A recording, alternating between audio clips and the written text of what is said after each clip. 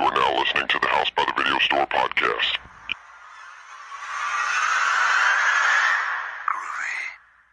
There's no more room in hell.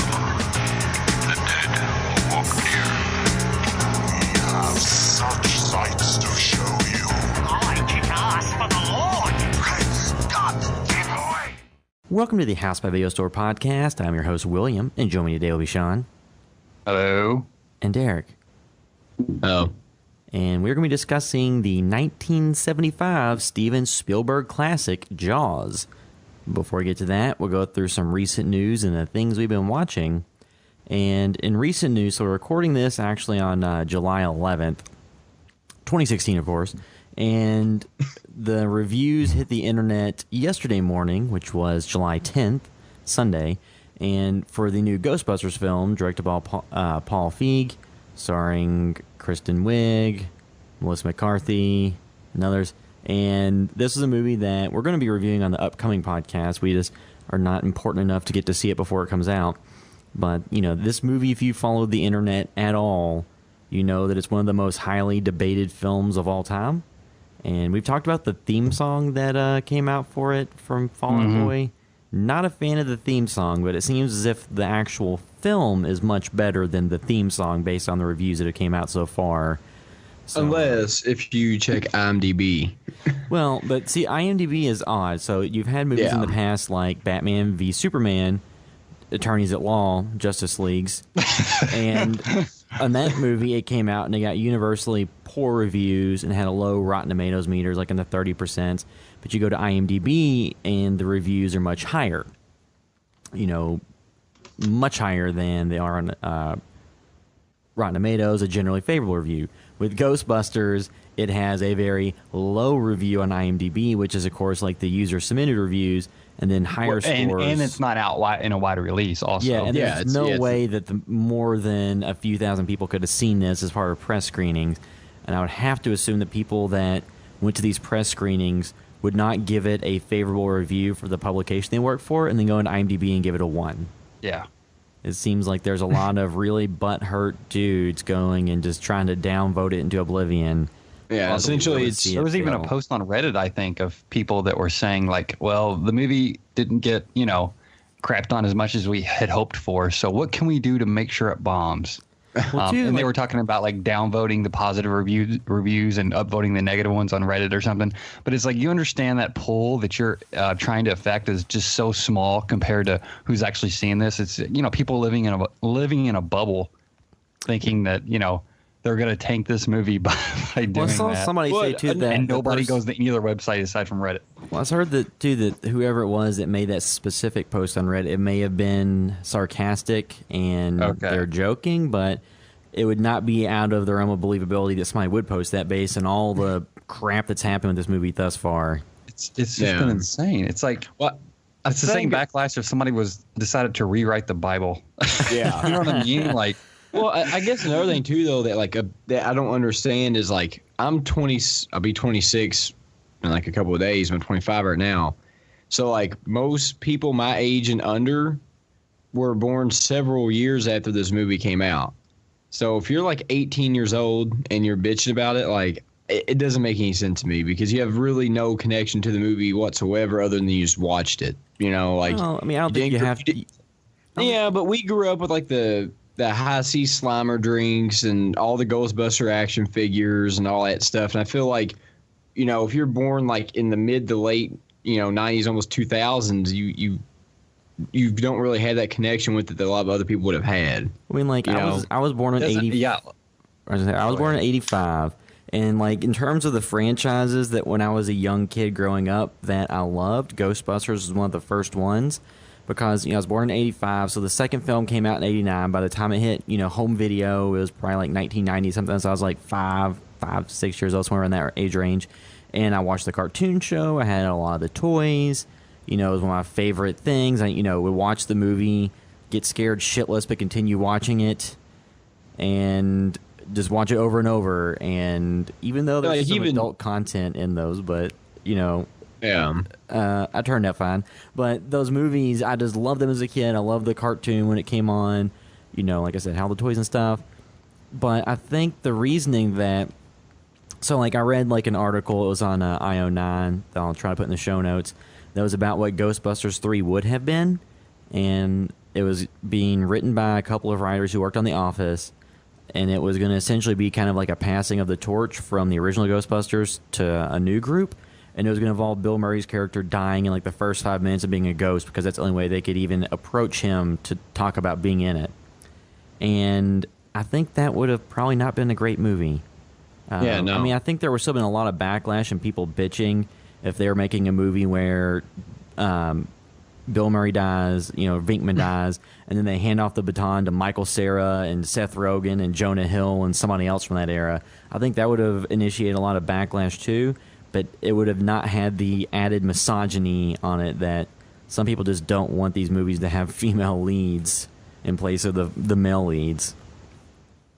Yeah, I absolutely loved Ghostbusters as a kid, and I still do.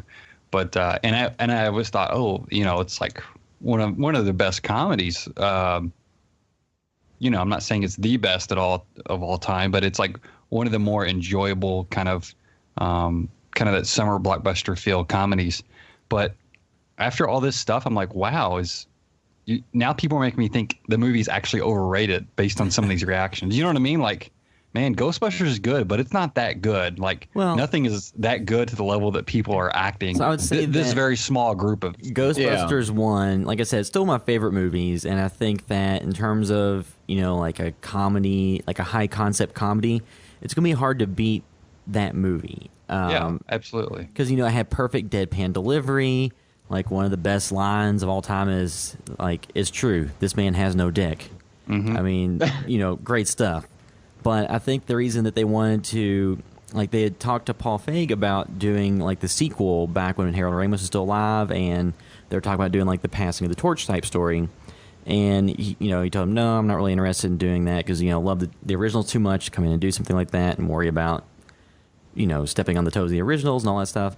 And then, years later, after tragically Harold Ramis passed away, they kind of decided to try to do something new with the franchise.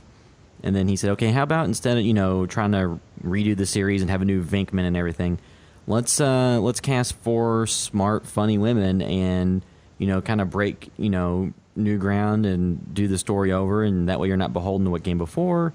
And then you don't have to worry about anybody trying to live up to Bill Murray because they're not playing the same character. Mm-hmm. Yeah. It's like, from that aspect, it actually makes a fair deal of sense to go in a different direction.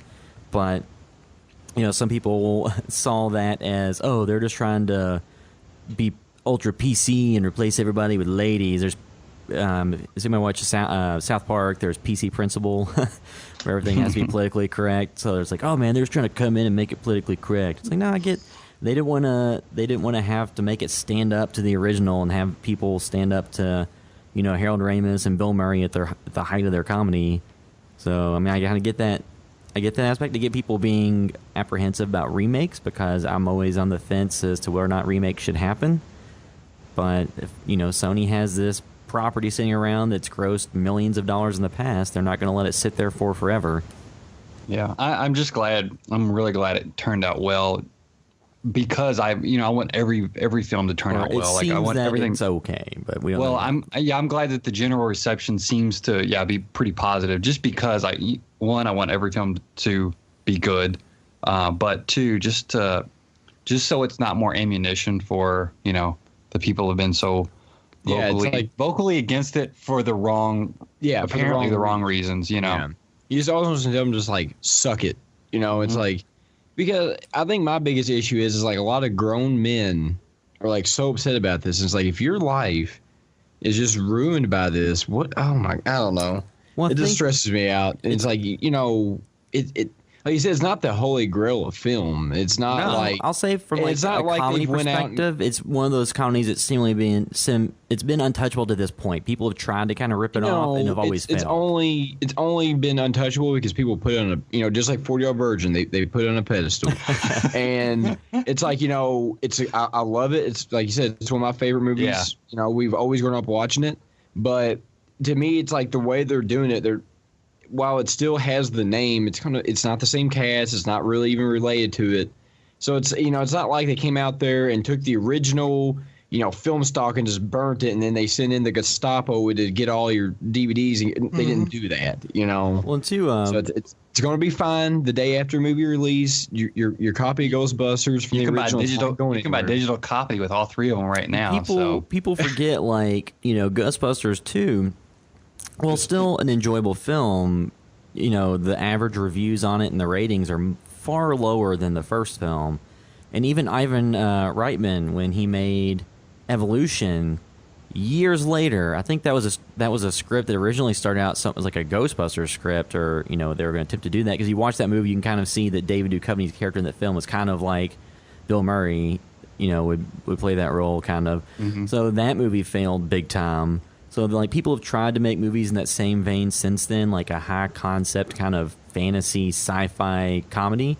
What about Frighteners? Yeah, Frighteners is what came to mind. That was a good movie. Yeah, that's what I was thinking. It also Michael J. Fox. So yeah. So it's one of those things where everybody's failed to make any movies that kind of stood up to it. So why not reboot it in a different way and do something original? To me, I'm completely fine with the female cast. I like Melissa McCartney a lot. I hope it does good. I'm kind of like Sean. I don't ever. Very rarely do I ever see a movie and I want that to fill. And I usually don't. So this one, a part of me at one point in time, I was kind of just neutral to it, and now as everybody just is continues, I just want it to do really well now. Yeah. Just because it's gonna make that one group of people was so upset, and there's no reason for them to be that bothered. And again, like you mentioned, William, it's a high concept film. Granted, much of the success is based on who was in it and, their comedic abilities and the writing and the directing and everything. Yeah, that's why that film was super successful. But again, it's a high concept film that is lends itself to multiple ones in the series, remakes and everything. This isn't like somebody remaking Woody Allen's Annie Hall, something that's very personal. You know what I mean? It's autobiographical to one of them. It's a film about guys, shooting ghosts with guns. It's ripe for very different interpretations of this concept. All right, so I was wrong. The Evolution was not ever a Ghostbusters movie per se. It was based on a story turned to a screenplay, but it was meant to be somewhat in that same vein, which you can kind of get by watching it. It's just I haven't seen that. I watched it when it came out, but I haven't watched it since then. But it was a movie that had an $80 million budget and grossed $98 million worldwide, so did not make its money back, really. After you consider all the expenses that went into it, it may have eventually turned money on video, but not a success. And that was from the director of Ghostbusters, so if he can't make a movie in that same vein, it's going to be tough for anyone else. So we'll be reviewing it soon, and we'll get to chime in with our opinions of it once we have gotten a chance to watch it, as opposed to just going based on reviews that others have written. But at least it's not getting the pre-release buzz of something like Sinister 2 or something where we kind of went into it. It's ugh, we have to watch this. This one at least. Yeah, I'm really excited to see this now. I was walking through Walmart and saw this Ghostbusters back to school stuff and everything. I'm like, oh, this is pretty cool. I'm glad to see a lot of Ghostbusters stuff in stores again, because I haven't seen that since I was a very young kid. You know what? Call Me When the Backpack Has a Penis. What? Because it's lady Ghostbusters. We need men Ghostbusters. Well, everything I saw was gender neutral. It was a lot of Slimer stuff. Slimer. Yeah, it was a whole lot of Slimer things. Well, I think too, though, even though the Slimer was only in a very small part of Ghostbusters, it was always. Well, he was in the cartoon a lot, but he was his prominence in the universe was buoyed by merchandising in the cartoon and toys versus the actual movies themselves, where he was a very small character.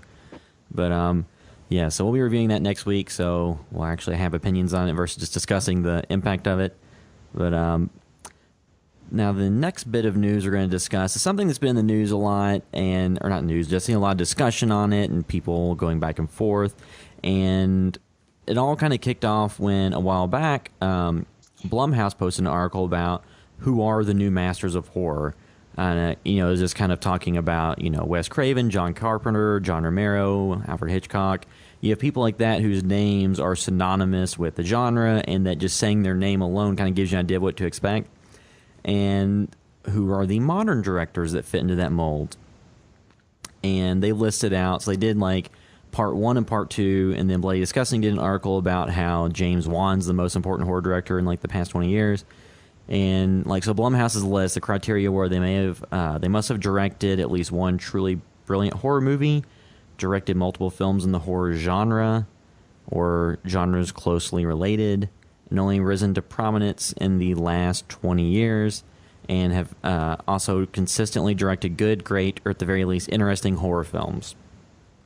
And, of course, they include James Wan. Even if you hate everything he's made, it's hard to argue the fact that, he's made Saw, Insidious Chapter 2, Conjuring Part 2. So those films alone have made an absolute crap ton of money, and have all, with the exception of Insidious Chapter 2, got very favorable reviews for the horror genre. So it's kind of hard to argue with his inclusion on that list. And I want to add one thing that, again, a lot of the films he make are not like my personal brand of horror that I enjoy. But another thing that kind of adds to that, to support that, is the fact that some of the films he's made have kind of been very influential in the horror genre. After Saw, how many torture porn movies did we get? Yeah, not that I love that or the aftermath of Insidious and The Conjuring inviting a bunch of ghost things, but like his films are always very well super done. Influential. Yeah. I mean, he's been very influential too. There's really not much debating him when you stack him next to anybody else who is putting out the at least the amount of horror films he is right now. But he's just not one that I wouldn't put him on top of my list of favorite modern horror directors. Then he directed Fast 7, which made over $1 billion worldwide. So he's got that going for him, which is nice. Yeah, he's going to do Aquaman for DC. No Caddyshack references. He's got that going for him, which is nice. And then so next one, Guillermo del Toro. And although I love all of his movies, so they said his masterpieces were The Devil's Backbone and Pan's Labyrinth. And he also made Blade 2 and Kronos and Mimic. And Kronos is good. Blade 2 is the best. Pacific Rim. So Blade 2. I think that he's a director I think's been influential, and I love all his work. It's just financially, his films haven't been all that super successful.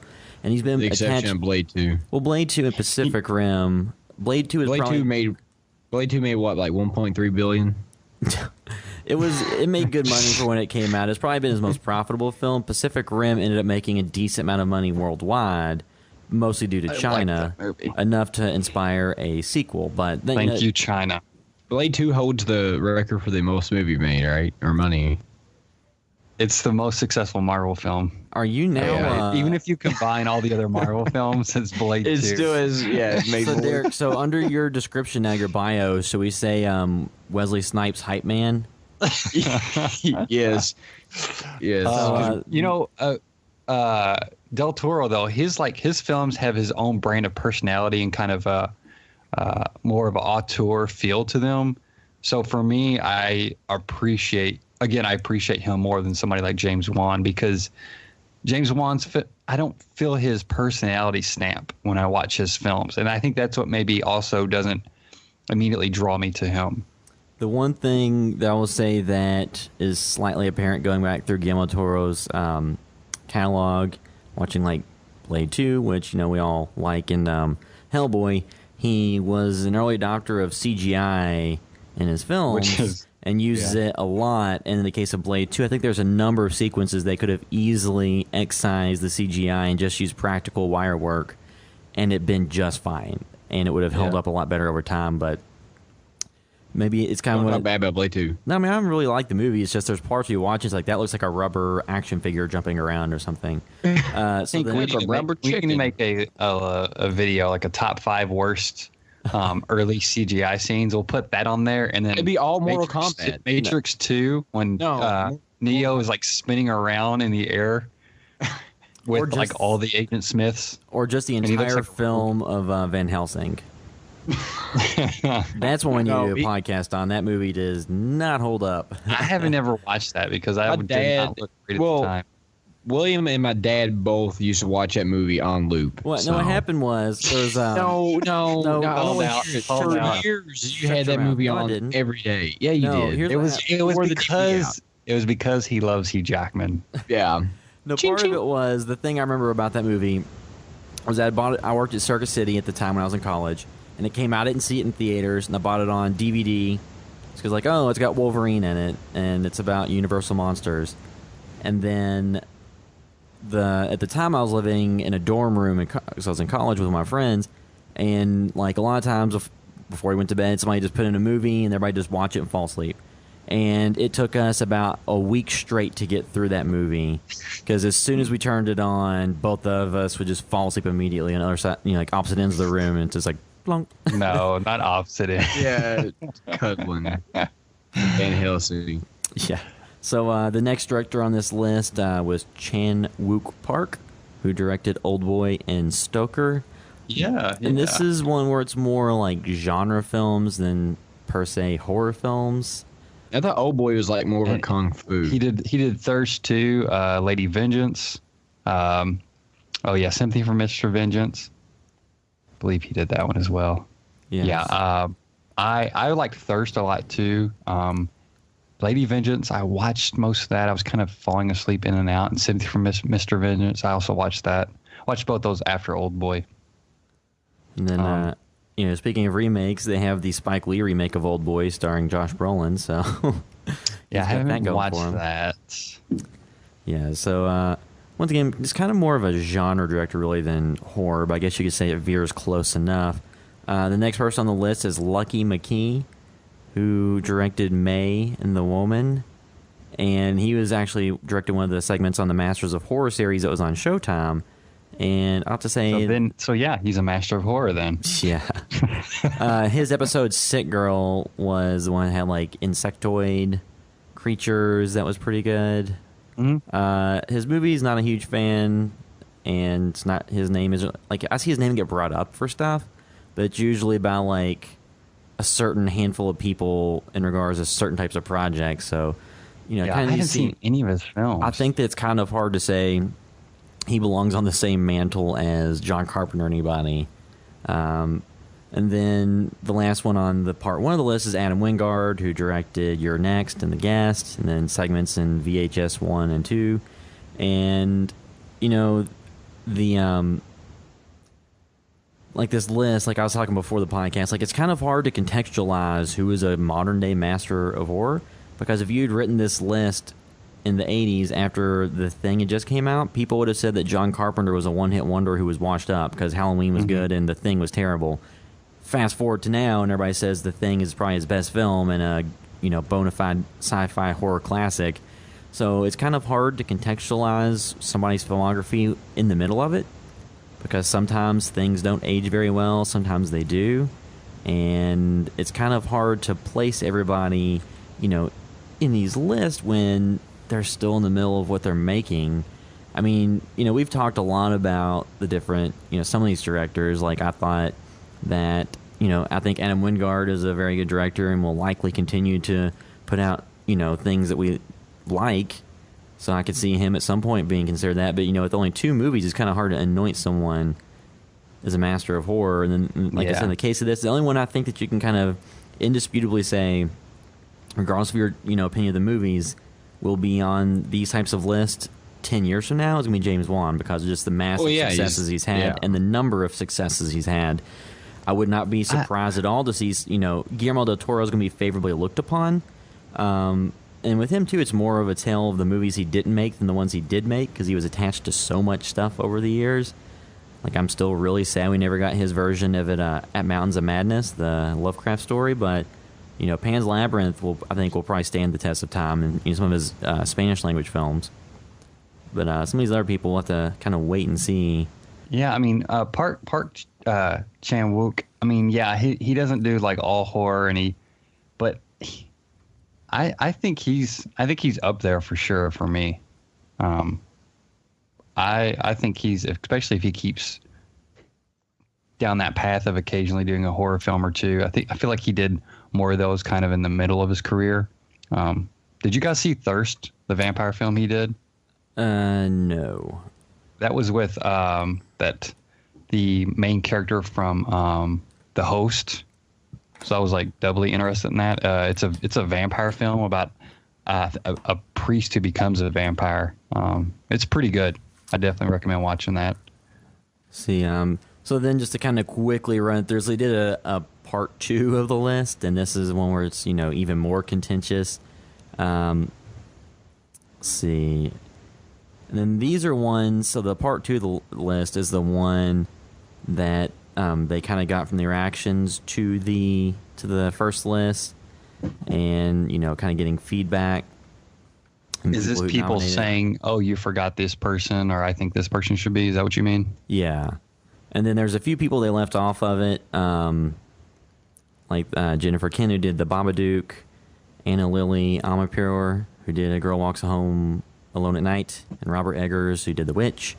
All those only have, one or so films of their name, and pretty divisive at that, with The Babadook and The Witch either being claimed to be like a horror classic or a piece of shit, depending on who you talk to, mm-hmm. and quite vocally by a lot of people. But there's some people in here, so Karen Kusama, who did Jennifer's Body and The Invitation, Mike Flanagan. Again, I liked Jennifer's Body. Mike Flanagan, who did Absentia, Oculus, and Hush, which... Yeah, Hush is not something we were all huge fans of. I think it's it's a good, solid genre film, but not a masterwork. It was boring. Like, it was terrible. Let's see. So it did not excite me much, and considering it was like a slasher film, I was hoping to have more of a reaction from watching it. If somebody's saying, okay, I haven't seen almost any of the works from any of the directors on either of these lists, and I'm on Netflix, what should I watch? I would have a very hard time recommending how about I say over The Guest. Yes. Or just say watch Deathgasm, because that's on Netflix, and it's way more fun than any of those movies we've talked about so far. Yeah, I watched that last year. I didn't love it, but I didn't hate it. I just kind of... It was just so over the top. It was, yes. There's a lot going on, and they really go for it. Compared to something like Hush, that was just like a boring man film. Like, if you just wanted to watch paint dry and then someone gets stabbed every once in a movie, watch that. But if you want to watch a movie with, like, guitars with chainsaws on them, then watch Deathgasm. No, watch Mad Max. William, I'm only correcting you because normally you correct yourself. Adam Wingard, I know you said he did 2 films. He did Homesick in 2007 when he was like 19 with Bill Moseley and Tom Towles. And then he did Pop Skull, Autoerotic, What Fun We're Having, and then he did Your Next. Well, that's been only done like 2 films that are kind of in consideration. Okay. Other stuff's kind of like low budget fare that's not really available. Yeah. Yeah, and then he did VHS and... Yeah, so he directed segments in part 1. He was in part 2 too. And apparently he's doing the remake of I Saw the Devil, which I really like that film.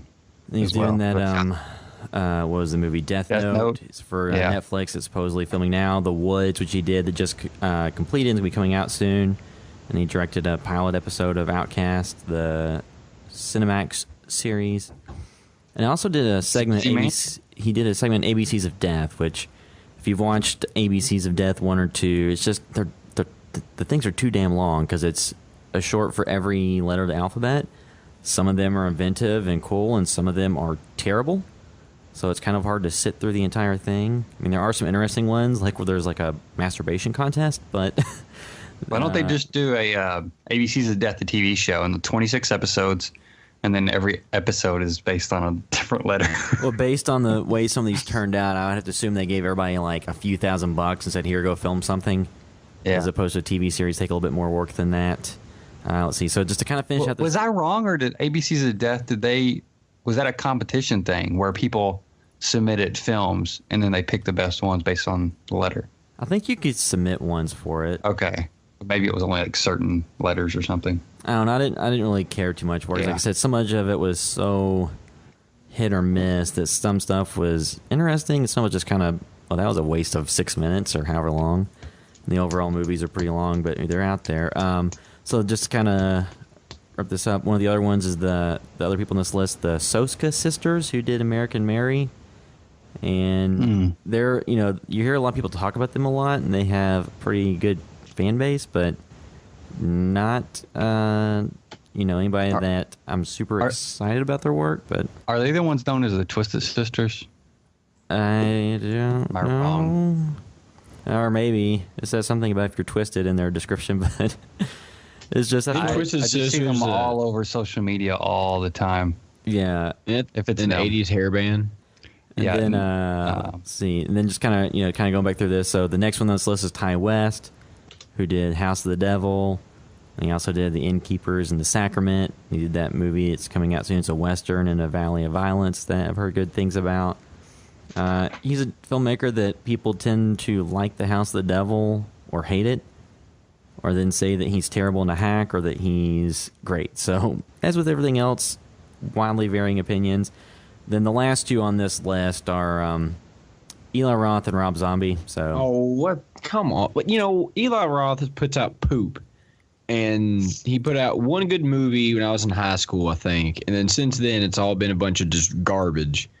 So I don't get it with him. Don't want to just blindly hate. I think that I'm not blindly hating. I've watched a lot of his stuff, and it's just garbage. So I would just say the thing that sticks out to me with, kind of comparing a lot of people on his list, with Eli Roth and Rob Zombie, they very, very heavily lean on genre conventions from kind of old grindhouse type movies or drive-in movies, or very specific types of films. With Green Inferno, that was very heavily leaning upon the cannibal films that were made, the Italian ones made in the 80s. With Rob Zombie, House of 1,000 Corpses was very much in the vein of Texas Chainsaw Massacre and The Hills Have Eyes and things like that. And they very heavily lean on genre convention, while I think in a lot of cases making films with acting and writing on par with those incredibly low-budget kind of grindhouse films made 30 years ago, as opposed to if somebody like Edgar Wright kind of does that kind of tact with something new. He actually has, compelling dialogue and characters, or, Tarantino or other people who kind of do that thing. Actually write good dialogue and compelling characters. Tarantino writes too much. I mean, they are fan favorites, though. I mean, they have a very vocal fan base, both of them. But their fan base, after the success of Halloween for Rob Zombie in 2007 and Hostel for Eli Roth in 2005, they have not been able to reliably make money with the film since then. I mean, some of them may have made money ultimately on video on demand and everything, but they have not been mainstream directors really since then. Rob Zombie's Halloween 2 made like $39 million or so, which based on the budget and everything was considered a disappointment to the studio. And since then, he's made Lords of Salem and 31, which are both limited release movies that not a lot of people are probably going to see. And The Green Inferno and Knock Knock both did not set the world on fire. So, I will always be more interested in like a Rob Zombie film than an Eli Roth film. I just know exactly what you're going to get. I know exactly what I'm going to get out of either of them for the most part. But with I don't know, I just like Rob Zombie. Because I feel like Rob Zombie, he kind of maybe gets in a rut where everything's pretty similar, but I still somewhat enjoy it, Let's see. So Halloween 2 made $33 million. And again, I give him a pass for that film, only because, not only, but I mean, when that came out, it's like, I think in January of that year, they didn't have a director because somebody else was going to be doing it. And then maybe like February, they announced it was going to be him, and the movie was out in August. So, he was up against a lot. Granted, maybe he should have passed on it, but I'll give him a pass on that film. All I can say is there's a horse that's white that goes around, and you see Sherry Moon zombie ghost person. And as much as I don't like the Rob Zombie Halloween remake, I will say you just see, in my eyes, I see potential for him, what could have been if you'd given him a Friday the 13th or just a general slasher. That But yep. So that's all that stuff about the Masters of Horror. Like, once again, I think it's somewhat of a fool's errand to try to guess all this stuff in the middle of people's career, because they could go on to kind of quit working in horror, so it's not really a great comparison, or they could churn out a bunch of turds that sink their opinion or sink everyone's opinion of them. But people to look out for, and there's a lot of directors that weren't even on those lists that are probably more compelling than some of them on them. It's just, does anyone jump to your all's minds? I was trying to think off the top of my head. Like, I couldn't think of anything. I mean, there's a lot of people who I would like to see movies from over them, because I think that, like I said, like Edgar Wright with Shaun of the Dead and Hot Fuzz, which is kind of a slasher of sorts. I think those two stack up better than most of the movies in those lists, if not all of them. But you know, not everybody loved Ty West. All the stuff he's done, I really liked House of the Devil, but I'm surprised he wasn't brought up by somebody. I think it's one of those things where people either think that he's good, or they like people thought he was very good after House of the Devil. Then like the opinion turned at some point where a lot of people hate him now. Yeah, which seems kind of odd. Basically, hasn't turned out anything that's really terrible. It's just something like The Sacrament. Yeah. When I watched it before, I was like, I enjoyed it, but I don't really get the point of it, because if you know Jonestown at all, but maybe that's the point, to try to introduce people to Jonestown, but with a different name. And then too, Adam Green, he had his followers around the time when they were making Hatchet 1 and 2. Like, he had a pretty vocal fan base, the same way Eli Roth and Rob Zombie does. But I haven't heard, many people champion him in a while. I mean, I like him. I think he's a niche director who's never really going to break out huge. I mean, he could, but it seems like he's content to do the types of things he's been doing, and like he has like a podcast and stuff. So it seems like, like I said, Hatchet is essentially Friday the 13th, just a different name. Yeah. I mean, like it is plenty of times, some of the most interesting horror films in the past 15 years have been from directors who aren't solely directors in that genre, Yeah. It's like some of my favorite ones, I can't really say I would nominate them because they, are not consistently making horror films, or have made like more than one, really. Yeah, so I don't really know that there's anybody that thinks a master of horror right now. I think that, like I said, a lot of the people who are considered masters now weren't for quite a while, and took a while into their career to get that level of notoriety. But, we'll have to see what all is coming out and people who interest us and talk about them. So I guess now we can briefly move through anything we've been watching recently. And I haven't watched much in the past week or so that was related to horror. I did watch season 1 of the show, Mr. Robot, because it's on Amazon Prime now. If you have Amazon Prime, you can watch that streaming video, which I've enjoyed so far. It's just about hackers, and it's on USA, but it's not the traditional USA show where pretty white people solve problems very quickly within an hour. It actually, a little bit deeper show that I've enjoyed. I'll be looking forward to season 2. But I need that closure in my life. I need people to wrap things up in a half hour. It's the only thing I have control of in my life. I used to watch. I watched Burn Notice when back when that was on, because Bruce Campbell's on it. But a lot of those USA shows are just kind of like, oh, they're good to throw in the background. But this is more an involved show that's more comparable to stuff on the bigger networks like HBO or AMC, things like that. I also watched the most recent episode of MTV's Scream, which is a show that just I don't care much for it. I haven't really followed the ratings on it too much. I know that it hasn't been doing too great. It seems like they've been spinning their tires in place quite a bit this season, and they have killed a relatively small number of characters. They did kill somebody this week in a pretty brutal fashion by cutting off their hands and then doing some other stuff, but it's just a show where I don't care about the mystery at all, because it's going to be some Deus Ex Machina because there's nobody out of the current cast that would likely be the one to do this. And, like we said last season, there's some characters where you don't know if they're being mischievous or if it's just bad acting or bad writing. Probably a little bit of all the above. But if you've enjoyed season 1, this is probably, keeping in line. But if we weren't going to talk about it all in this podcast, I would not have kept watching it.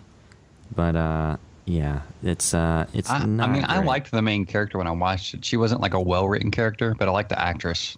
Yeah, I mean, like she's and her friend that was kind of like a bitch when she started out. Yeah, I liked her a lot too. Yeah, it's just nothing approaching the characters from the films in terms of just being memorable at all. It's all kind of one note stuff and kind of dumb motivations and not really doing anything that's all that exciting to me. But that was pretty much all the stuff I watched this week. So, Derek, did you watch anything? Yeah, I kind of talked about it earlier. I watched, Deathgasm hit Netflix, which I've always seen a bunch of different snippets of the different gore and stuff in it. And, I think I'd be kind of interested to know your opinion on it. Because I thought it was going to be kind of stupid. It's very thin on the plot. It's a bunch of metal kids get like an ancient rift, and if you played it, summons demons. So, I mean, it's kind of... I don't know. I don't know why it does, but it kind of slightly reminds me of like a script they were going to use for the Pick of Destiny. They just dropped it or something. Yeah, I mean, it's very much like. Yeah, it's really kind ridiculous. Kind of the an ideal that is on everybody's mind when you think about satanic metal and anything that could happen with that. Like. Yeah. Like I really enjoyed it because there's a lot of practical effects and gore and stuff, and just some of the ways that. There's an entire scene where they kill demon people with like sex toys, and they knock like a chin off the dildo or something. So I mean, there's a really bunch of goofy stuff on it. And there's like a couple of scenes that really called to Evil Dead in the way that some of the possessed people act. I really enjoyed it, and if you have Netflix, check it out. It's a pretty short movie. I don't know. I thought it was pretty awesome. I just love the gore in it. It's definitely leans more towards comedy, it's it's a horror comedy because the horror is very much part of his DNA. But for me, I kind of brought this up last year when we were doing like best movies of 2015. I think I was the only one that saw it. The thing that kind of lessened its impact for me is that it goes on it uses a lot of the jokes about metal and demons and everything like that. That's kind of, I don't want to say overplayed, but it's nothing new at all. People have been talking about that for 30 years or more. And so it's pretty fun. For me, I enjoyed a lot of the gags and jokes through maybe the first half. And then at some point, it kind of just, I kind of was over the shtick, and then everything just stopped being funny, even though some of the more outlandish moments are towards the end of that film, like you said, with the sex toy onslaught and everything. But by that point, I was kind of checked out on that type of humor because I was like, okay, like it's almost one note. So it lessened the impact. When I should have been laughing more, I was actually not laughing at all towards the last half of it, and it kind of bummed me out. I guess a lot of my friend group from high school was like those type of guys. Yeah. So it's one reason why I liked it so much because I just like it's just a lot of the. Yeah, I think this is a foreign film because they had a bunch of weird accents. I think. Yeah, I think it's New Zealand. Yeah, Derek, don't be racist. Very much like Dead Alive. Yeah, that's racist. Them weird accents. But like I really enjoyed it. I just like the gore because the reason why I was interested in the movie is because a lot of times I saw people post different scenes from it, and you got spinal cords getting ripped out, and a guy with chainsaws duct taped to his hand, and. Even though I didn't love it, like I would definitely still recommend people watch it for sure because it is one of the more interesting horror films that came out like this year. Because like you said, some of them are just plain boring and like you go from something like Hush, which was just not entertaining at all, and like where this one it might do too much with, like you said, maybe there's too many jokes, but at least like I never got bored during it. Like you said, maybe some of the jokes kind of ran their course, but when you're getting spinal cords ripped out and people getting cut in half with like chainsaw guitars, it keeps you interested a little bit more than if it's just a dude running around. A dude pretend to be another dude. Yeah. Pretend to be another dude. I didn't hate Hush, and I could see the potential. I can't remember who directed that. Like I could see how he Mike Flanagan. Yeah, I could see how he could turn out something really good, but. It just depends on how his sensibilities play out on the next type of project, depending on what it is. He was a director thrown out as being in talks for the Halloween film that Blumhouse is going to produce. Yeah. Well, if they do that, I won't watch it because it'd be boring. The only other thing I watched was I started watching Jessica Jones on Netflix. Yeah. I like that a lot. I mean, it's another example of a freaking female superhero out there taking down these men. I mean, it's garbage. So I need to watch all of that. Then I need to watch the last half of Daredevil season 1 and season 2 before July 22nd, because that's when BoJack starts back. I gotta watch all that. Yeah, the only, like, you know, Jessica Jones I thought was an enjoyable series. There's like one of the only problems it has. There's some really wonky CGI they use towards the end. Like there's a part where she like picks somebody up and it looks bad. But well, I enjoyed hopefully the show, they'll do Marvel Zombies soon. That way we can have extensive conversations about that. So did you watch anything, Sean? Yeah. So I went RVing. We took my grandparents' RV and went to a local state park. So we watched some movies. I watched Stepmonster. Do you guys ever seen that? No. Which one is that? From 1993 with Alan Thicke and Corey Feldman. I've probably seen it. It's just been a very long time. Yeah, I watched this one a ton as a kid because my parents, one of their friends, was running a movie store for a while, like a rental store. And I guess it shut down. Like it wasn't a Blockbuster or anything like that. It was just a mom and pop one. And when it shut down, they had all these movies. So he basically had like a huge like plastic tub of them and brought over like tons of movies for me. And this was like, I think this and Fern Gully, The Last Rainforest were two of the ones that I watched the most. And the Popeye movie with Robin Williams. That's a very weird movie. But anyway, yeah, Stepmonster. It was produced by Roger Corman. Yeah, it was and basically, video. yeah. And the copy I have is like, I guess one of the ones that they send to stores to try to get them to buy more of the tapes. That's why he gave it to, because I guess they returned or sold off all the other legit copies. And basically a kid's mom she disappears in the woods and they think she's dead or whatever. And Alan Thicke remarries or is going to remarry this lady within like 3 or 6 months. And so the kid is like, a little upset, but then he finds out she is actually like a monster. And I think they're called Tropopkins. And they're like in a comic book he has. So he kind of is like, they use the comic books to explain the lore of this, like, this monster they created just for the film.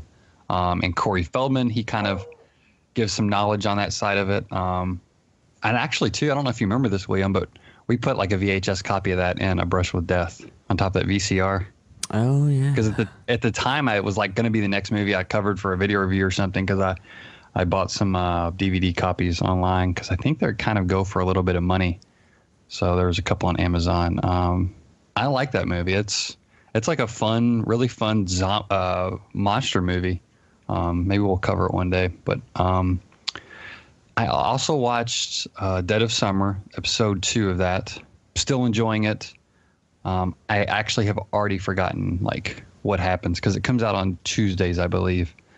But I just remember they kind of do some flashbacks in this episode to kind of flesh out some of the characters that are in the camp. And I actually enjoyed the story that they kind of built for one of the characters a lot, really, because he almost seems like he's just the typical, I guess, good-looking guy in the show that you're supposed to like, but really he's kind of I don't know. They gave him a lot of character. Like he's from Russia, and when he was a kid, he was kind of made fun of, or his dad was like persecuted for being Russian when he moved to America, and they would call him commies and everything. And of course, this show's set in the 80s, at the height of the Cold War, so they kind of play into that. But then also he's kind of conniving and blackmails somebody like before he goes to camp, and the guy's like not a good person, but at the same time, he's blackmailing somebody. So it actually has some depth to the character, at least this one. So I'm still enjoying that. I will continue watching it. And then other than that, I just we watched some other, watched Lethal Weapon 2. And I watched Bernie, that Richard Linklater film with Jack Black. Yeah, I watched that back whenever it came out. Yeah, that's pretty good. I really like Richard Linklater's stuff. Everybody Wants Some made me want to watch that again. And then I watched Ocean's 11 for the first time. Ocean's 11, which is a movie they're supposed to be. Are they doing a female version of that movie sometime soon? We were sitting there while we were watching, and I told my wife, I was like, they're supposed to possibly remake this with a female cast. And she thought I was joking just because of the Ghostbusters stuff, because, like, no way would they do that. I assume this is what. And I said, why did you laugh? She said, because I thought you were just making a joke, and that only because of the Ghostbusters film. So, and the reason I brought that up was kind of for that point, because I wonder what this Ghostbusters backlash is going to do for any big female led remakes. Obviously, Ghostbusters is this holy grail, but it just depends on how the box office turns out. It's the only thing I think is going to matter. So yeah, that's true. So, so you ready to move into our discussion of Jaws now? Yeah, I believe so. All right, so this is a movie that it's kind of funny. Like, there's a lot of the behind-the-scenes stuff and all the making of, but I think the movie only turned out the way it did because the shark didn't look very good. From what I've captured from Steven Spielberg. So, of course, this is just to give the plot synopsis, and it's full spoilers because who doesn't know what happens in Jaws, but when a gigantic great white shark begins to menace the small island community of Amity, a police chief, a marine scientist, and a grizzled fisherman set out to stop it. That's from IMDb. And, this movie was one of the movies that turned the summer blockbuster season into a thing.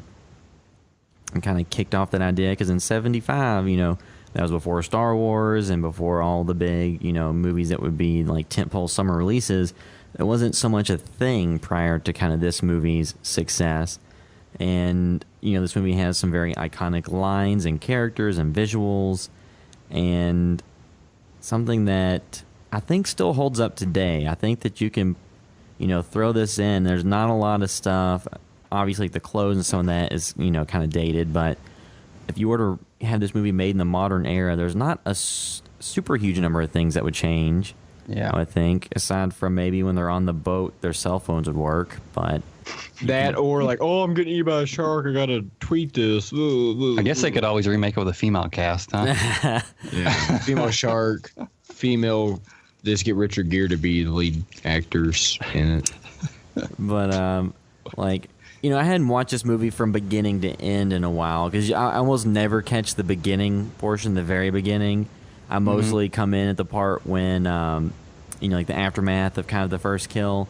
So I hadn't actually watched it from the very beginning in a while. And, the movie's kind of two distinct parts. It's all the stuff that happens in the town of Amity, and then the stuff that happens on the boat. And it's kind of two parts. The movie is, what's the running time? 2 hours, 4 minutes. And, this was in the era, too, when there was no PG-13. So this movie was PG, which, movie was prior to PG-13 being invented. So I think it would definitely fit PG-13 if it was released when that existed. I watched the, making of on the Blu-ray, and they brought up the fact that they knew they're like, we have to get a PG rating for this, because they knew it would just, of course, limit their audience a great deal if it was R-rated. And apparently the argument they made to the ratings board was I think they had to trim out a few frames of the leg, that severed leg dropping into the bottom of the ocean. Yeah. And they also said, this is nature. Nobody's going to go out and recreate a shark attack. Nobody's going to dress up like a shark and eat people in the ocean.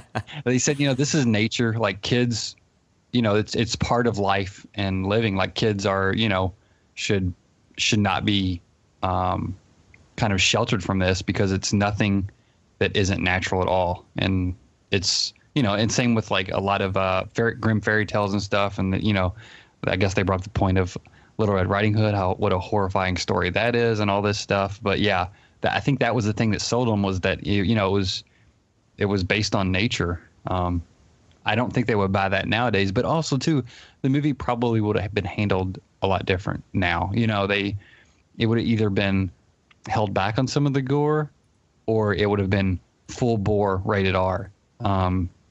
nobody really. I think people take that in consideration way more now than they did back then. Yeah, I mean, and two, you have to like the poster for this film of the shark coming up through the water towards the swimmer above. Like that's a great poster. Like that that sells you on it. And like I said, the funny thing about this film, like I read some interviews and saw some stuff with Spielberg where, they got the shark in the water and saw how it looked and worked, and they're like, oh God. So then they decided to make it more of like a Hitchcockian type thriller where it's more about what you don't see than what you do see, and you sell it with music and the sound effects and the mood, and made it the movie that it was. But it's all because the shark didn't look good enough to make it kind of like a creature feature that I think they kind of initially envisioned it as. And, I think that's part of what makes it still hold up today, where people can watch it and not just laugh, because the shark is mostly hidden from the screen, and there's only a few times where it's kind of in full view. And have you seen the GIFs on, I've seen them shared on Facebook a lot, of when the shark is on the boat, like attacking Quint, where they put googly eyes on it? Yes, I have. It's really good. And it's just like every time I look at that, I just have to laugh quite a bit. But this movie has, like I said, with Quint, a very iconic character, and then with Brody, another character that I always remembered when I was, from watching it when I was a kid. And then had Richard Dreyfuss in it, and Super. And it kind of makes you think, like, a lot of the movies about the fact that this town doesn't want to shut down the beach on 4th of July, and it's kind of funny to think, like, we've been, like, recently I was like, what are some good 4th of July horror films? There's not really any out there. I was like, well, Jaws takes place during 4th of July. And, according to IMDb, they have it categorized as an adventure drama thriller. And, it's kind of considered horror when it came out. And some people consider it horror now, some don't. Like, I think that the shifting definition of what horror is has kind of changed it where most people don't think it is. But at the time that it came out, it would have been horror. But like in a mainstream blockbuster sense, with mass appeal and something that, people are afraid of water. And I remember people talking, when I was at work today, somebody mentioned Jaws, unrelated to anything I was talking about. And then somebody mentioned that how, like, when they saw it as a kid, they were afraid and even checked under their bed, even though there was no water in the room. It's just, floor. So, like, it did scare people quite a bit when they saw it. Yeah. And, you kind of brought that up about the impact it had on, everybody. And, yeah, as I was a kid, and I was a kid, always talked about Jaws. If you were even in the swimming pool, you talked about Jaws or whatever. But I think it was the producers on this film and that making of thing. They talked about how with this film, they wanted to do what Psycho did to the shower, but for the ocean. And we kind of brought that up, I think, when we covered Psycho. I said, in my opinion, as far as horror films go, it's like Psycho and then Jaws. And then, everything else is pretty much right under those for me. I think those two hold up and kind of are just on their own compared to anything else after that, in my opinion. And especially considering the cultural impact that both those films had. Yeah, I think, with me with Jaws, it's kind of those movies that I don't, like, really compare it to Halloween because I think it's a different enough type of film. But, it's definitely a movie that helped to popularize, a major movie where people are dying in pretty brutal fashion. Is there a movie that's almost more well known than Jaws? In this type Star of genre? Wars, but like when you're talking about like in this type of movie, no. Yeah, but even like with Star Wars, like everybody knows the Jaws. Yeah, like everybody knows that. Not everybody might not know about a War Star. A War Star.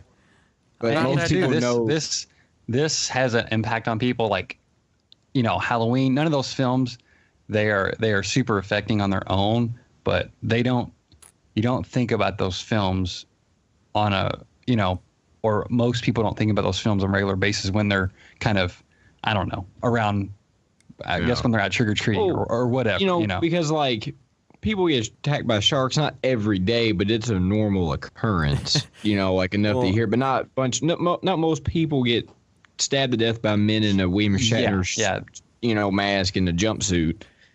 With a shark, it's more about what you fear than the reality of the likelihood of being attacked by a shark. It's not very likely you're going to get attacked by a shark. Like, people don't typically get bitten. Like, it happens from time to time. Whenever it does, it's a huge story. People talk about it. But you're much more likely to die by the hand of a dog or something than you are a shark. And it's just like the fear of the ocean because of how vast and deep it is, and how, as a kid and even now, I think it's always like when you see videos of somebody that's like on a small boat and then you can see a whale under them in like clear water in the ocean. It's like that, even though that whale might be benign and it's not going to come and do anything, it's still kind of terrifying to think there's something that's much larger than you under the water that could kill you at any time, and you would have no recourse because you're not an aquatic, creature that can swim underwater and breathe underwater. Yeah, that's the thing too. Like, humans are such at a disadvantage in the water, and that's the most terrifying thing. Again, of the feeling of helplessness, I believe. And this movie, gave you a likable main character in Brody, which was Roy Schneider, and then, like I said, you had Quint, which had the nails on the chalkboard scene that I always remembered as a kid. It's like, that would be truly horrifying to hear that in real life. And then you had Richard Dreyfuss as Hooper. It bothered me hearing it this time. Actually, you know what the difference is? I was watching it on Blu-ray this time rather than like TV. Yeah. And streaming. And I don't know what it is, but my wife and I both had to close our ears. Or cover. I don't know if it has it. I don't have it. Maybe it's a different in the quality of sound that they can put on the disc. It's not as compressed or something. Yeah. Well, and two, like this movie, like the Spielberg touches has like, great moments of humor. Because there's a part where Brody's like son is in like the sailboat they got him for his birthday, and he's like sitting in there like off their dock, and he's wanting him to get off the boat, and then his wife Ellen's like, calm down, he's just he's off the dock, he's not out in the ocean.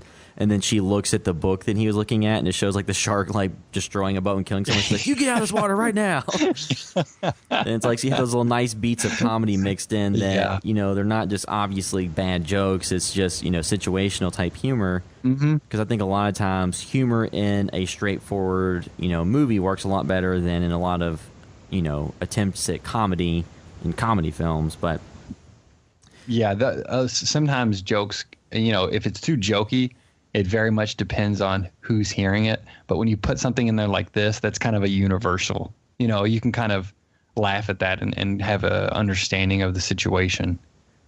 And let's see. So on IMDb, this is number 226 on the top-rated movies, which seems a little bit low. It's probably just because it's one of those movies where it's not really in the popular consciousness all that much. It's on TV a lot. Yeah, it's on TV a whole lot.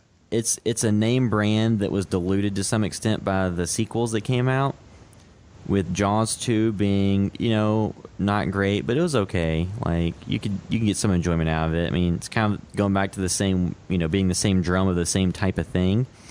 Jaws 3D is not good, which has Dennis Quaid and takes place at SeaWorld. And then Jaws the Revenge is where they make that mistake of like killing off Brody, and before it even happens, and Ellen Brody's kind of the main character and thinks the shark's after her family, and it's like, ugh. I think those sequels did kind of bring down the overall opinion of those films to a lot of people, just because it seems like at times Jaws 2 is on TV more than Jaws 1. Yeah. I've seen 3 a lot also on TV. Yeah, 3's been on the most. Yeah. Dennis Quaid. Yeah.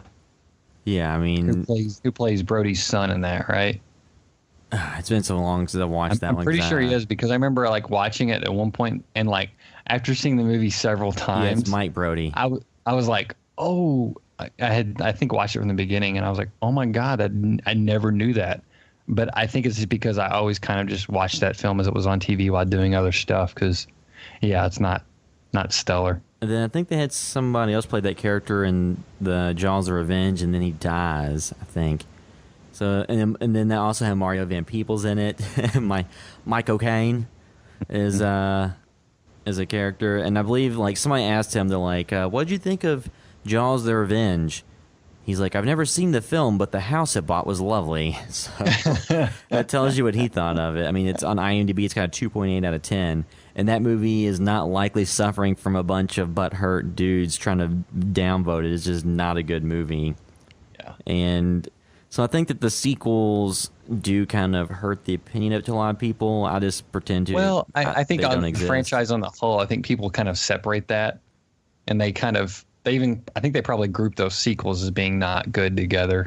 I mean, I think that's part of too, like what makes somebody like James Wan a little bit different than someone like the other horror directors. He's directed his own sequels, or at least one or two of them, as opposed to like Spielberg. Aside from the Indiana Jones films, just Jurassic kind of Park. Did something. He did Lost World, but in that one, I guess the money was too good, and the first one was too successful. But he almost did E.T. too. Also, I watched E.T. as well after watching Jaws. I'd kind of been wanting to watch it for a while, and I kind of loved the feel of the beginning of that film. See, E.T. when I was a kid scared me because I didn't like the alien and just like the way he looked. And there's some great like tense moments in the beginning of that film for sure. I just always had nightmares that he would like throw me behind the couch and then try to attack me. And it's like evil E.T. with like jaggy teeth and stuff. So that little... Jaws, the kind of Jaws breed of E.T. Have you ever read the treatment for? Not to go off the rails here. Have you guys ever read the treatment for E.T. 2? No. It is super weird. Like it's probably a really good thing they didn't make it. Like Elliot and I think his brother or friends get kidnapped from some evil aliens, and E.T. doesn't even show up until like the last 15 minutes of the film, and like comes out of nowhere and saves them. I guess because Elliot's like trying to communicate with him through his mind and stuff. It's very weird. Like it's fascinating to read about that movie. Have you ever seen Mac and Me? I'm very much aware of it. I have not seen it. I've seen many clips of that. Yeah, it's one of those movies that I saw back on like USA or something in like the early 90s. I'm like, what is this shit? They're at McDonald's and they're dancing and they look like product placement. It looks like they're in a consistent state of giving fellatio. I mean, I don't get it. But back to Jaws.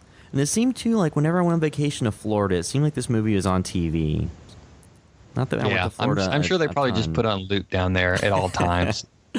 When I was on always on vacation, like I knew Jaws was gigantic, and my parents would always tell me like, "Hey, if you see a dark spot in the ocean, then that means there's a shark."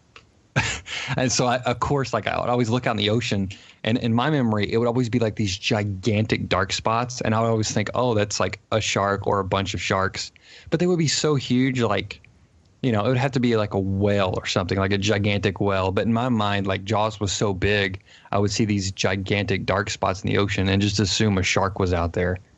And it's because of this film, Yeah, the shark itself, I think, like I said, I think when they use it sparingly, I think that's kind of why it's still watchable today and it's not, doesn't look like a terrible sock puppet or something. And then they have like the actual footage of a real shark that they spliced in at some points. Yeah, they shot that in Australia. The second unit did, or a couple underwater shooters. Yeah, but the movie has a couple. Like there's the scene where Brody's on the beach when the shark attack happens, and they kind of have like the kind of zoom pull out shot or whatever. That's something that a lot of people always talk about, and I think is one of the most memorable shots from the film. Yeah, kind of from Vertigo and stuff. Yeah, kind of that Hitchcockian camera movement. Once again, that scene has been broken down so much. At least it seems like it online about kind of what Spielberg does with the camera and how to build suspense and everything. And it's just like that's just a wonderful scene. I love watching those breakdowns, even though I've seen a few of them. Like I'll rewatch those every now and then just because it's just so awesome. I love watching people dissect his filmmaking. Because it just seems so seamless and effortless, and it kind of he doesn't really take you out of the movie hardly at all when you watch his films.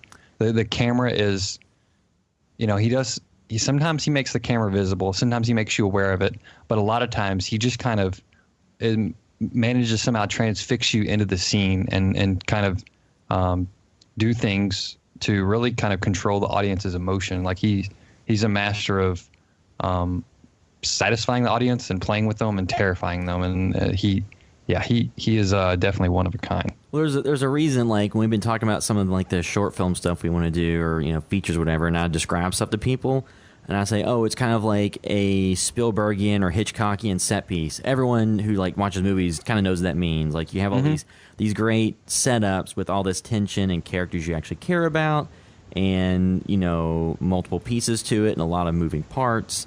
And even something like the Jurassic Park, there's a scene with the raptors in the kitchen. Like, you have like those kind of set pieces like that Spielberg's so great at doing. Yeah. And in this film, it's all mostly the stuff that happens on the boat.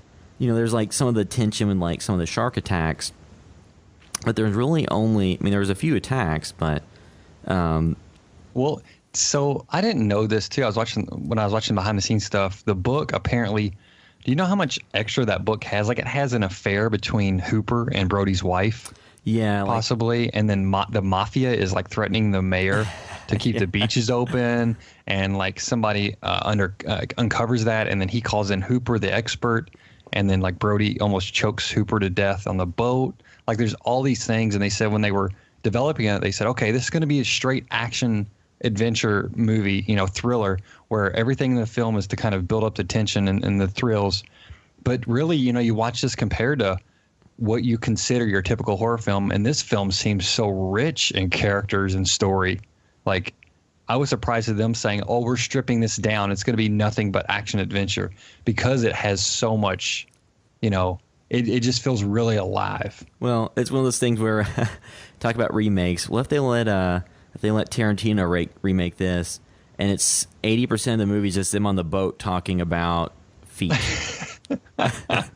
Derek, you would love that, wouldn't you? Yeah. Very much. Or talking about how much you tip the waitress. But it's just, like, we talk about like remakes and things that shouldn't be remade. Like, Jaws is something I don't think anybody should ever try to remake. There's only been a very handful of tolerable movies about sharks made after Jaws. The Shallows is one that people say is pretty good that we haven't watched yet, so I do want to see that at some point. But just stuff like Deep Blue Sea, where I guess it's entertaining for kind of the pulp B-movie aspect of it. But that's where Sam Jackson gets eaten by a shark, right? Yeah. It's got LL Cool J has the parrot that talks to him and stuff, and then he's like a cook, and it's got Thomas Jane. So you have these kind of goofy movies like that, and of course all the Sharknado stuff. And then people forget, Sharknado. Like, Jaws is the movie that was achieved in 1975 is when it came out, so it was shot before that.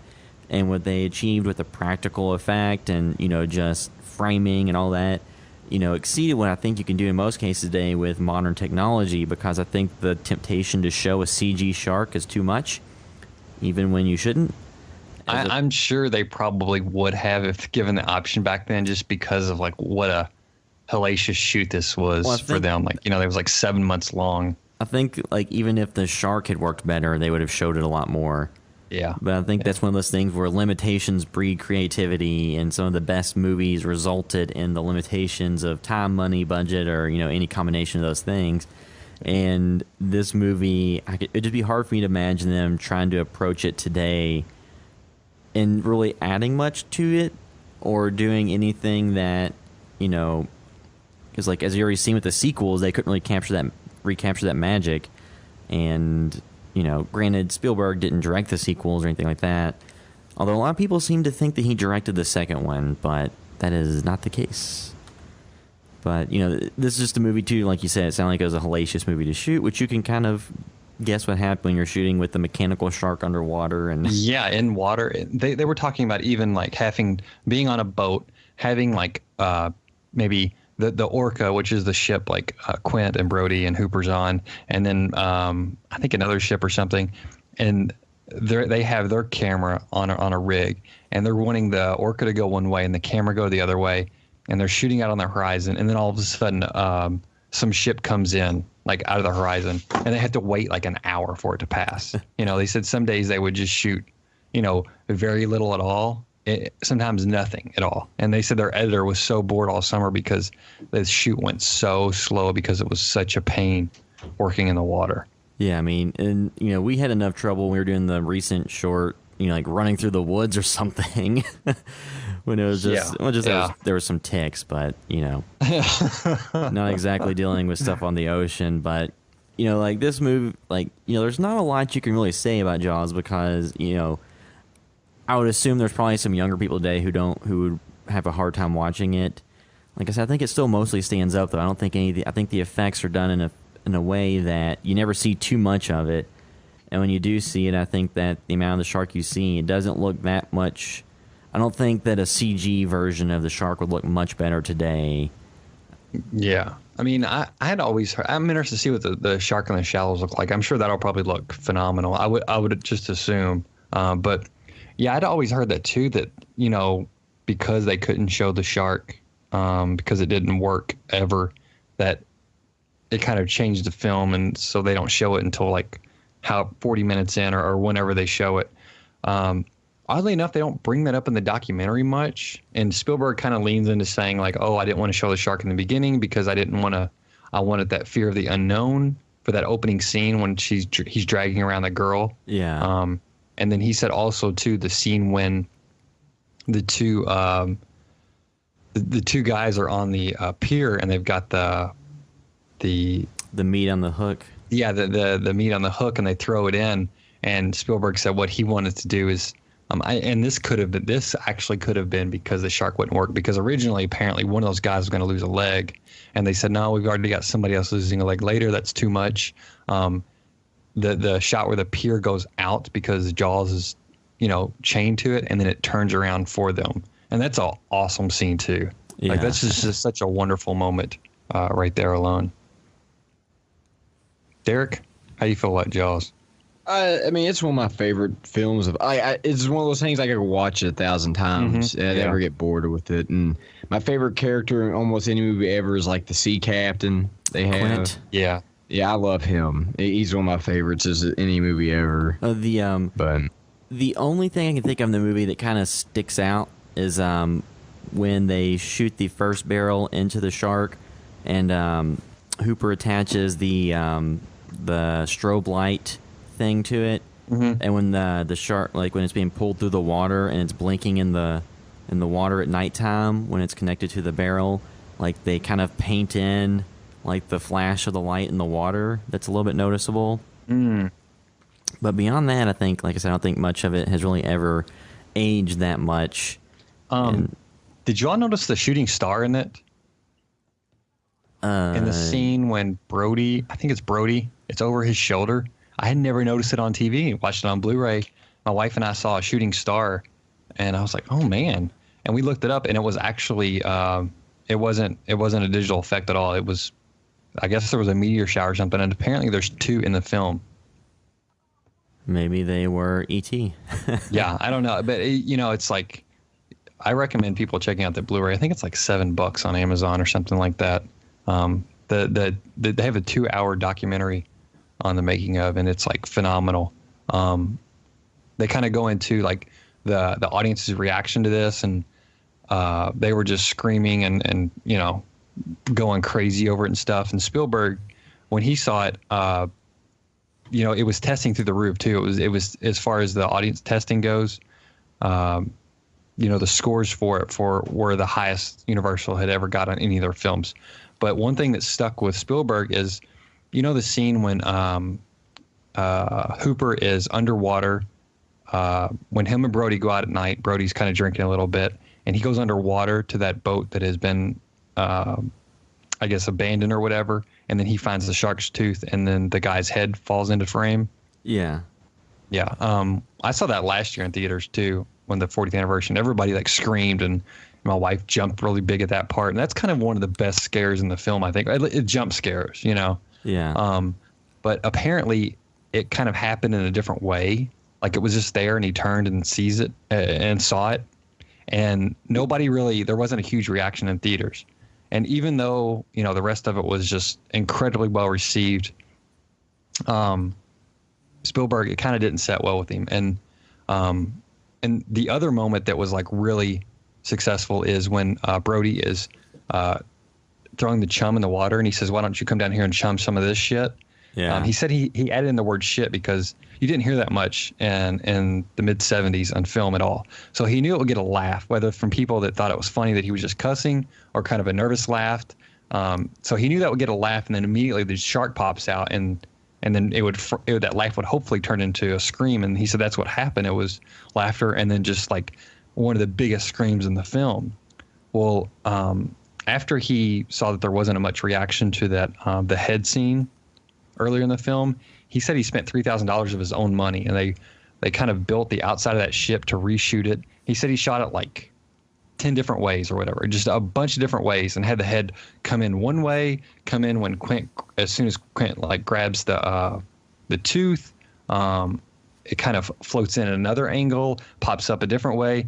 And he said he kind of showed the editors, because they were kind of, I guess, doing sound for the film and stuff, and he showed them all, and there was one that really stuck with him more than the other. And he said when he screened the film again, like everybody just screamed, and it was even louder than the shark popping out of the water scene. But he said when they got back to that point where Brody says, why don't you chum some of this shit, and the shark pops out, he said that scream wasn't as loud that time as it was in the first screening. And he was thinking, what the hell happened? Like, what was the difference? And he said he realized that because he got the audience there earlier on in the film, and he kind of, he really got a huge reaction out of them, and so they didn't trust the film anymore. Like he said, for the rest of the movie, he realized everybody was kind of watching every little frame of the film and really kind of paying attention. So they were more on guard, and see the Jaws the shark coming up. Yeah, and I think maybe they saw it coming up, and just they were kind of very much more aware of what was going on. So he's, that was like one of the most interesting things in the documentary, because it was him kind of explaining how tension in a film can change based on kind of the pacing of it, or when you put scares in and stuff. And for me, that was like one of the most valuable things in there, because that stuff really does matter. It's about the whole film as an entire experience, not just moment by moment thinking, oh, we'll have a good scare here, we'll have a good scare here. Like everything affects everything. And he's a filmmaker that's just so aware of that, and so aware of what the audience, I don't know if any other, I can't think of many other directors that probably would have picked up on why there was a change there, or that there was even that big of a change. I think most directors would be like, oh, great, they screamed here and they screamed here. But, he's just so acutely aware of that stuff, and that's why he's able to get the reactions out of the audience that he is. But yeah, that was probably one of my favorite moments from that documentary. It was just fascinating hearing that change and what it did to the film. Yep, it's a movie that definitely has a lot of stuff out there that you can look into if you're interested in the filmmaking side of it. But like I said, it's hard to find too much wrong with it. Definitely one of the most influential films of all time. Without that, you wouldn't have a lot of the summer blockbusters we have now, just because it was so massively successful. Not that all those films are great, but you gotta give them something to shoot for. Who knows how many people were inspired to get into filmmaking because of this movie, and and how that forever changed the landscape of the film world, and too the horror world. Like I said, a lot of people don't want to consider this horror, but I think at the time it came out, it had the elements of horror. It's kind of a slasher with a shark doing the killing, and that captured people's imaginations. And like I said, like all the stylistic stuff and the filmmaking things behind it were definitely, like I said, none of the stuff was necessarily new. Like some of the shots they use are kind of like Hitchcockian type shots, but the combination of what he did throughout the entirety of the movie made it a new, fresh experience that, like I said, kind of changed the landscape of movies, and was just a huge, massive hit that when you adjust for inflation, was pretty high up there. Because it's grossed, according to IMDb, $260 million as of today, off of an $8 million budget in 1975. So pretty solid profit there. And, was, still... not a bad return on investment. Yeah, so I think we lost Derek there, but like I said, great movie. I watched it, it's one of those things where I see it on TV a lot, so I have seen it on TV, probably 15 times in the past 3 years, but I don't usually catch it from beginning to end, so it's nice to kind of sit down and watch it from the start again. Yeah. And I need to get all these on Blu-ray because I'm just watching a standard def copy. And The Blu-ray looks pretty nice. I mean, it looks great on TV too. I just never noticed like a couple things, like the shooting star and stuff. Even when I saw it in theaters last year, we may have seen that. We may have noticed that shooting star, but yeah, it's always great when you see kind of these older films if you watch them on VHS as a kid, and then you. I know we've got some VHS purists out there, plenty of people that are really into that, but I like seeing how the films were shot, not how they were transferred to VHS. So it's great that they were able to transfer these over and kind of preserve them. Because of all films too, like this and Psycho, those are some beautiful looking HD transfers. Yep. So I think we can kind of wrap this episode up, saying that if you haven't given Jaws a watch in a while, it's probably time to do that. It's much better than Shark Week.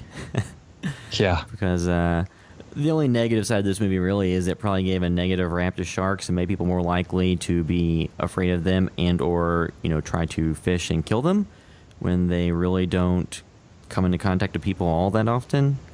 But it's any of these movies where it takes an animal, like people freak out and it they worry about stuff kind of like I don't know, I think Lake Placid and stuff like that was not really didn't really capture the cultural zeitgeist enough to make people worry about like alligators or crocodiles or whatever.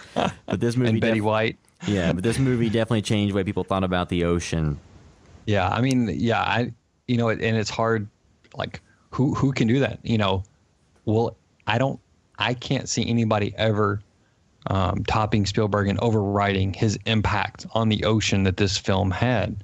Granted, for some reason, if this film gets lost to time in like 200, 300 years, yeah, maybe somebody will. But or maybe the new terror in the oceans is the those plastic 6-pack things. That kill a bunch of animals.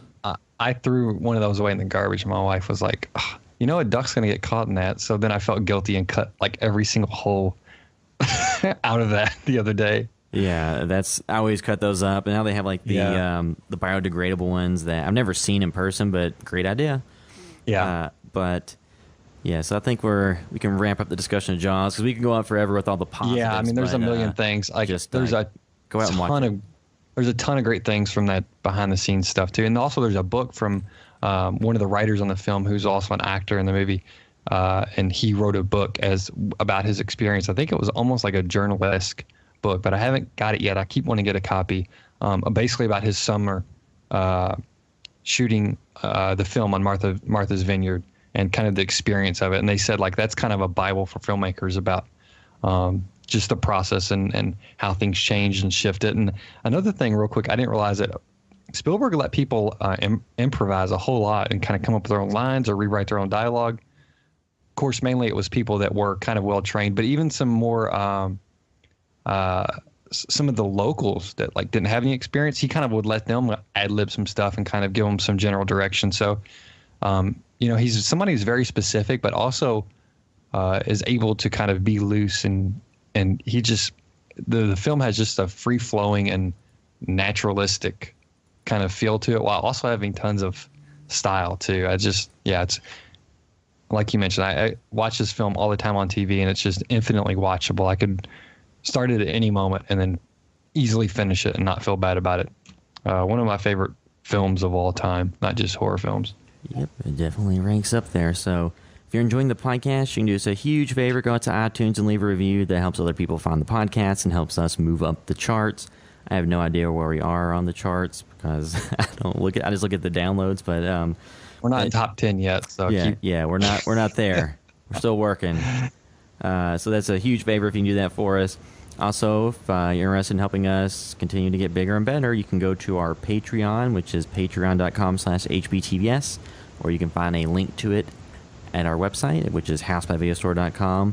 That just helps us provide funding for things like the podcast hosting and server fees, and as we continue to work on original projects. As we mentioned, there was a short film, Hazard, we shot a little while ago. We're going to do a couple reshoots here soon, but it's in post-production now. It's, being edited, and we're working on music and sound effects and all that stuff. So trucking along with that right now. Yeah, so we'll have more coming soon on when it's going to be released. I can at least say I believe it should be out before Halloween, but beyond that, TBD. But that helps us with stuff like that and trying to get equipment, what have you. Then you can also just go to the website to find links to all the work we're doing and find links to all our social media accounts. Make sure if you haven't to give us a follow on Facebook, Twitter, Instagram, Vine, Vimeo, YouTube, all those places. Kind of trying to post more stuff now to Instagram and Facebook because those seem to be the most useful platforms where everybody actually looks at what you post. But if you can follow all those things and see all the things we're doing. If you want to find us specifically on the internet, you can find me on Twitter at Will_Droid. And I'm at Blevins Sean. And then Derek's on all the platforms at Meta World Derek. And that's where you can find him. And like I said, next week on the podcast, we'll be discussing Ghostbusters, the 2016 edition. Are we going to do that as a remake versus original? I mean, that should probably pique I don't know. Interest. What do you think? Well, I mean, we talked about that originally, but, if the film's good enough to stand on its own. Because we usually do that for stuff like kind of retrospectively. We've only done it twice. I think there will probably be enough things to talk about. We talked about that before, but obviously we're probably going to bring up that original. And I don't think most of us need to rewatch that. Really. So I guess we can play it by ear, but I feel like that'll probably just be the new film, don't you?